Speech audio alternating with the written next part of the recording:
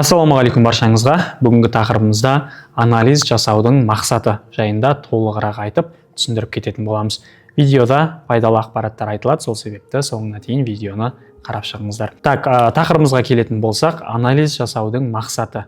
Әрине, адамдарға естілуі мүмкін, анализ жасаудың бір ғана мақсаты бар емес пе, бағаның бағытын анықтау. Әрине, бұл қате емес, бірақ та бағаның мақсатын анықтау және болжау деген екі түрлі не бар, түсінік бар бізде. Яғни болжам жасайтын болсақ, бізде не болады? Ол бізде нарықтағы анализ жасау мақсатымызға жетпейді. Бірақ көбі трейдерлардың осыны түсінбей не істейді? Бағаны болжауға тырысады, бағаның бағытын нақтылап анықтауға тырысады. Трейдинг өзі ықтималдылық ойыны, яғни бұл жерде ешқандай да сізге берілетін гарантия, гарантия алатын ешқандай стратегияда болмайды. Сол себепті бұл жерге бір баға нақты мына бағытқа барады, мына жерге деп болжам жасап анықтауға дұрыс емес екен. Сол себепті де мақсатымыз не болу керек? Бағаның анализ жасаған кезде болжауға тырыспау. Яғни болжам деген нәрсеге келетін болсақ, болжам деген нәрсе не өзі? Жалпы бағаға болжам жасау деген ол бірінші бағаға белгілі бір жаңағы не қою. Мысалға күту бағадан, баға жоғары кету керек деген.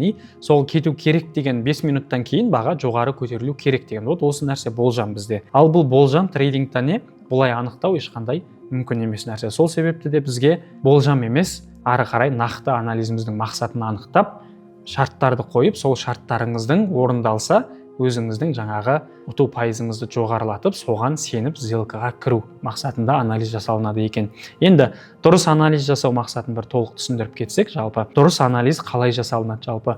Бірінші біз жаңа айттық, болжам жасаған кезде адам трейдер не істейді? Бірінші бағаны жоғары кету керек деп ойлайды да, соған қарай бағыттап анализ жасайды. Өйткені оның болжамында баға жоғары кету керек. Сол болжамына қарай не істеп жатырмыз? Инструменттерді ескеріп, соларды соған қарай бағыттап анализ жасаймыз. Бұл анализ көбінде бізге нарықта кері әсерін тигізетін көп болып жатады. Яғни бұлай бағаны бір жаққа болжап тастағаннан кейін, қаншалықты сіз екінші бағытқа сделка қарағыңыз келсе де, ойыңызда ол жоғары кетеді деген болжам болғандықтан, қарама-қарсы бағытқа кететін подтверждениелері ойыңызға кірмей, оны көре алмай, сонымен өткізіп қате анализ жасап жіберуге себеп болып жатады. Нарық кез келген бағытта қозғалуы мүмкін, жоғарыға да кетуі мүмкін, төменге де кетуі мүмкін деген көзқараспен келесіз, бірақ та екеуіне не істейсіз? Шарттарыңызды қоясыз.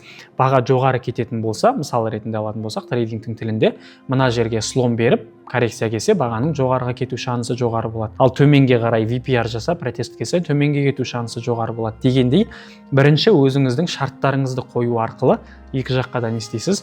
Бағаның кету шансын болжап, сол шарттарыңыз орындалса, ары қарай сделкаға кіреді екенсіздер. Яғни нарыққа анализ жасаудың мақсаты болжау емес, өзіңіздің шарттарыңызды қоя отырып, сол шарттарыңыздың жаңағы беретін подтверждениелеріне сүйене отырып, қай жағында подтверждение көбірек болады, соған қарай сеніп сделкаға кіру екен нарықтың негізгі дұрыс анализ жасаудың мақсаты. Ал екінші жаңағы қате болжам жасаудың адамға тигізетін екінші бір үлкен зияны бар. Ол бізде бағаны болжам жасап, баға нақты 5 минуттан кейін мына жерде тұрады деу, ол адамға сенімділік пайда болдырады. Ал сенімділік деген нәрсе трейдингта үлкен риск алуға, ары қарай мен баға мына жерге баратын болжап анықтап тұрмын, демек баға мына жерге барады, ары қарай мен неге осы жерден үлкен пайда таппасқа деген ниетпен адам не істейді?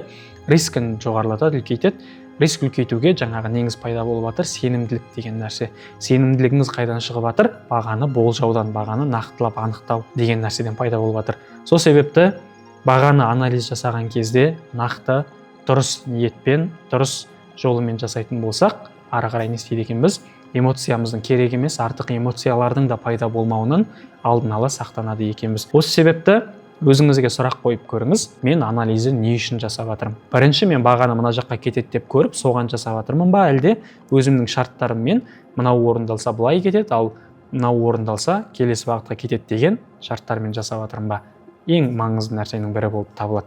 Осы сұраққа жауап бере алып, өзіңізге жаңағы дұрыс, егер қате жолмен анықтап жүрген болсаңыз, дұрыс жолын таңдап әрекеттенетін болсаңыз, ары қарай трейдингтан табысқа жету, нәтижеге жету мүлде қиын нәрсе емес болады. Видео ұнаған болса, комментарий жазып лайк басуды ұмытпаңыздар, және де осы сияқты пайдалы ақпараттарды алғыларыңыз келетін болса, YouTube арнамызға тіркелуді ұмытпаңыздар. Және де трейдинг және инвестиция саласына қызығатын болсаңыз, описание бөліміндегі сілтеме арқылы өтіп, Ризық академиясының ұсынған тегін курстарын ала аласыз.